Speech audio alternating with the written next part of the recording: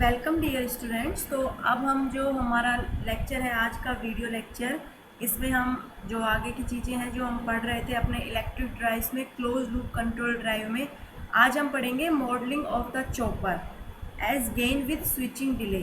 ठीक है, अब चॉपर की मॉडलिंग करनी है। तो चॉपर हम सबको पता है चॉपर क्या है। चॉपर एक ऐसी डिवाइस है जो फिक्स डीसी को डीसी टू डीसी कन्वर्टर होता है ना चॉपर।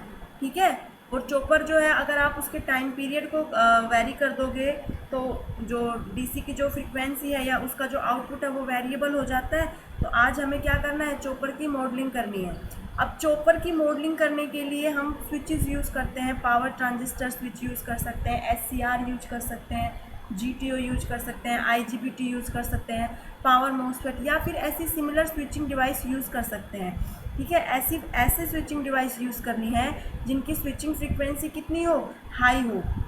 ठीक है, अब क्योंकि हम switching delay as gain with switching delay, देखिए जब भी पावर इलेक्ट्रॉनिक्स की बात की जाती है तो उसमें जो स्विचिंग लॉस स्विचिंग फ्रीक्वेंसी होती है वो हमेशा हाई होती है। और सबसे ज़्यादा स्विचिंग फ्रीक्वेंसी हाई किसकी होती है, मॉसफेट की। देखिए अब चाहे चॉपर की बात करें, इन जनरल अगर पावर इलेक्ट्रॉनिक्स की बात की जाती है तो उसमें क्या होता है कि जैसे ही हम किसी डिवाइस पर गेट पल्स देते हैं तो वो डिवाइस क्या हो जाती है, ऑन हो जाती है। अब जब वो ऑन हो जाती है तो इस टाइम पीरियड में क्या होगा, आपकी जो इनपुट सप्लाई होती है वो आपके लोड से कनेक्ट हो जाती है। और जैसे ही आप गेट पल्स को रिमूव करते हो तो डिवाइस टर्न ऑफ हो जाती है, यानी कि आपका जो लोड है वो सिस्टम से क्या हो जाता है, डिसकनेक्टेड हो जाता है। और आपके आउटपुट पर क्या बनती है, वेव फॉर्म्स बनती है। यही होता है। तो चलिए इसको हम देखते हैं। तो ये एक DC to DC converter circuit है और ये इसकी वेव फॉर्म है। यहाँ पर हमने स्विचिंग डिवाइस के रूप में एक मॉसफेट लगा दिया और इसके साथ में हमने एक रिवर्स बायस में रिवर्स डायरेक्शन में डायोड लगा दिया और ये हमारा फॉरवर्ड कंडक्शन डायोड होता है। ये हमारी मोटर है। ठीक है, अब हमें क्या करना है, हमें इसकी मॉडलिंग करनी है। तो मॉडलिंग करने के लिए आपको पता है पहले इसका फॉरवर्ड बायस देखेंगे, आफ्टर दैट इसका रिवर्स बायस देखेंगे और फिर हम करंट मानेंगे। सॉरी, उसके बाद हम वोल्ट फॉरवर्ड बायस में, यानी कि जब पॉजिटिव साइकिल आया तो हमारे स्विच जो है वो ऑन हुआ या ऑफ हुआ, उसकी ऑन और ऑफ की कंडीशन देख के आउटपुट वोल्टेज की इक्वेशन लिखेंगे, उससे करंट की इक्वेशन लिखेंगे और वेवफॉर्म को ड्रॉ करेंगे। तो अगर आप पॉजिटिव साइकिल देते हो तो ये जो है वो आपका ऑन हो जाएगा। ठीक है, मोसफेट हमेशा किस में होता है, रिवर्स बायस में होता है ना मोसफेट ऑन। तो जब आप इस पर दोगे तो ये तो ऑन नहीं होगा, ये ऑफ हो जाएगा। तो जब ये ऑफ हो जाएगा तो ये वाली जो चीज़ है, आउटपुट पे वोल्टेज तो नहीं आएगा। तो ये जो चीज़ है, ये जो फॉरवर्ड कंडक्शन डायोड किस लिए लगाया जाता है, कि वोल्टेज को वो ऑफ ना होने दे। तो क्या होगा, ये जो बनाया गया है ये है स्टेप अप चॉपर, और ये भी स्टेप अप चॉपर में स्टेप डाउन चॉपर बनाया गया है क्योंकि डायोड को इसमें रिवर्स बायस में कनेक्ट किया गया है। आपके जो चॉपर होते हैं वो स्टेप अप और स्टेप डाउन दो तरह के चॉपर होते हैं।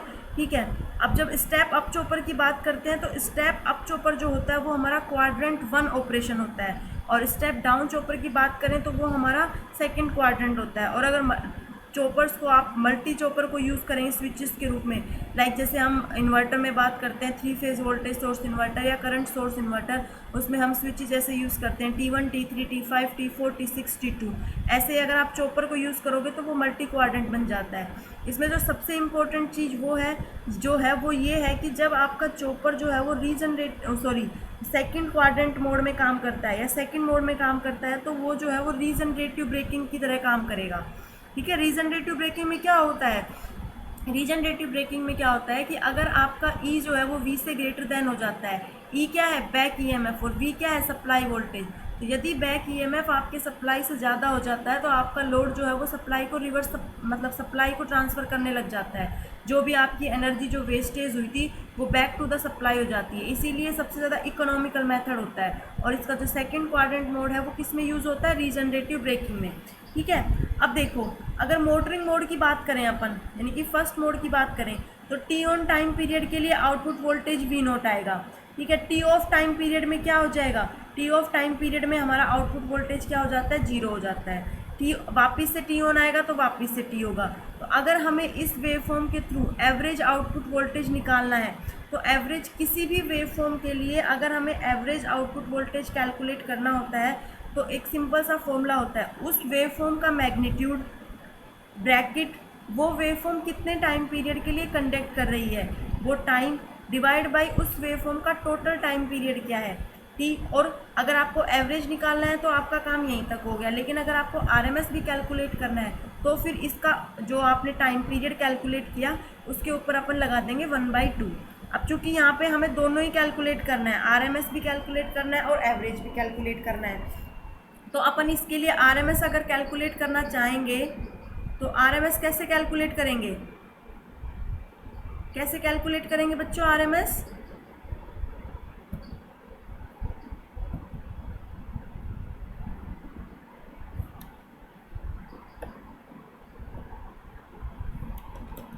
कैसे कैलकुलेट करेंगे इस वेवफॉर्म के लिए अगर अपने को आरएमएस कैलकुलेट करना है? देखो इसका आउटपुट वोल्टेज क्या है, इसका आउटपुट वोल्टेज है हमारे पास V0, ठीक है। अब हम लगाएंगे ब्रैकेट। अब इस ये वेवफॉर्म कितने टाइम पीरियड के लिए ऑन हो रही है, टी ऑन टाइम पीरियड के लिए, तो ये हो गया हमारा टी ऑन।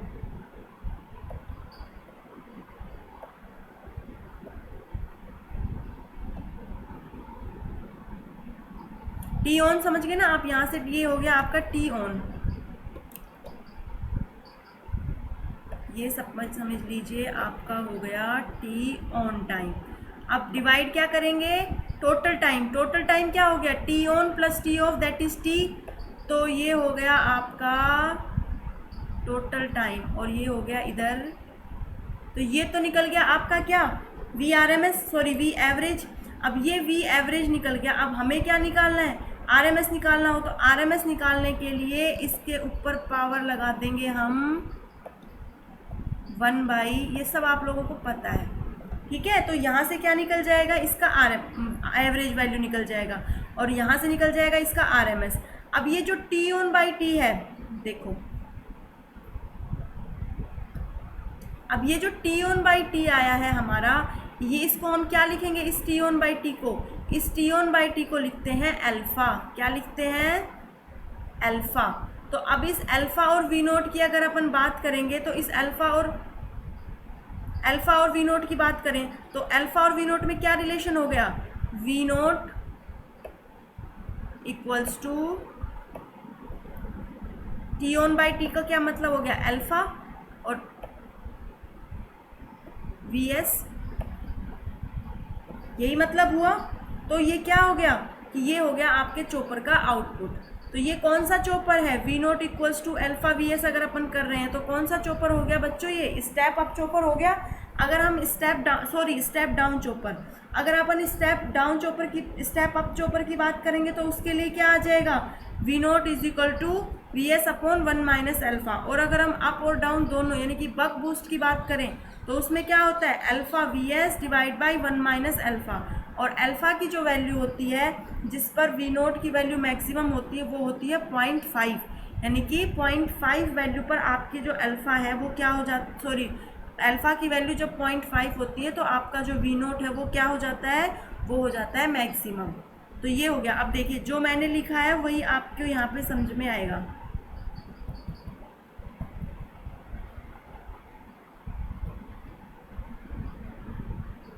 देखो ये हमारा क्या हो गया, v यहाँ हमने अल्फा माना था, इन्होंने डेल मान लिया। नॉमेनक्लेचर आप कुछ भी यूज कर सकते हो, हमने अल्फा माना था ना टी ऑन बाई टी को, इन्होंने डेल मान लिया टी ऑन बाई टी को, तो इन्होंने टी बाई टी लिख दिया। और जो हमारा टोटल टाइम पीरियड है टी, वो क्या हो जाएगा, T on plus T of, ठीक है। तो इसको हमने लिख दिया डेल इंटू वी एस। तो इस तरह से हमारा जो चॉपर है उसका आउटपुट आ जाता है। अब हमने देखो चूँकि हमको मॉडलिंग करनी है तो मॉडलिंग में हमने क्या कहा, सबसे पहले हम ऑपरेटिंग मोड की बात कर रहे हैं। ऑपरेटिंग मोड में हमने कहा कि फॉरवर्ड मोटरिंग मोड है। फॉरवर्ड मोटरिंग मोड में सबसे पहले स्विच की पोजीशन, जब मोटरिंग मोड होगा तो आपका मोसफेट जो है वो ऑन होगा, फ्री व्हीलिंग डायोड जो है आपका वो भी ऑन होगा। आउटपुट वोल्टेज क्या होगा आपका, मोड 1 जब होगा तो आउटपुट वोल्टेज वी आएगा, यानी कि जब मोटरिंग मोड होगा, देखो जब आपका ये वाली चीज़ ऑन होगी ना, ये मोसफेट जब ऑन होगा तो ये सर्किट किस तरह से बनेगा, ये सर्किट कुछ इस तरह से बनेगा, आया समझ में। और जब आपका ये फ्री व्हीलिंग डायोड यूज़ होगा तो ये सर्किट कुछ इस तरह से बनेगा। तो जब पहला मोड आएगा, जब पहला मोड आके इस तरह से जाएगा तो उस कंडीशन पे आउटपुट वोल्टेज Vs, और जब दूसरा मोड आएगा, जब ये तो ऑफ होएगा और ये फ्री व्हीलिंग डायोड ऑन होगा, तो ये सर्किट कुछ इस तरह से बनेगा, तो आउटपुट वोल्टेज 0। ठीक है, तो यही चीज़ समझाई है इन्होंने कि जब आपका पहला मोड होगा तो मोड Vs आएगा, दूसरा मोड होगा तो 0 आउटपुट वोल्टेज आएगा। और लोड करंट क्या होगी, अगर फर्स्ट मोड की बात करें, मोटरिंग मोड की, तो लोड करंट भी हमारी क्या होती है, I0 ही होती है, V0/R होती है, R की वैल्यू पे डिपेंड करती है। तो इस तरह से हम डीसी जो आपका चॉपर होता है, डीसी टू डीसी कन्वर्टर होता है, उसकी क्या करते हैं, मॉडलिंग करते हैं। इसका मॉडल तैयार किया जाता है। अगर आप इसका सिमुलेशन करना चाहते हो, इसकी स्टडी करना चाहते हो, तो मैटलैब में इसका मॉडल तैयार किया जाता है और उसका सिमुलेशन किया जाता है। ठीक है, तो ये होती है आपकी मॉडलिंग। इसमें आप स्विचेज में कुछ भी यूज कर सकते हो। आप मॉसफेट यूज कीजिए, आप थायरिस्टर यूज कीजिए, आप IGBT यूज कीजिए, डिपेंड ऑन योर रिक्वायरमेंट। चलिए, थैंक यू।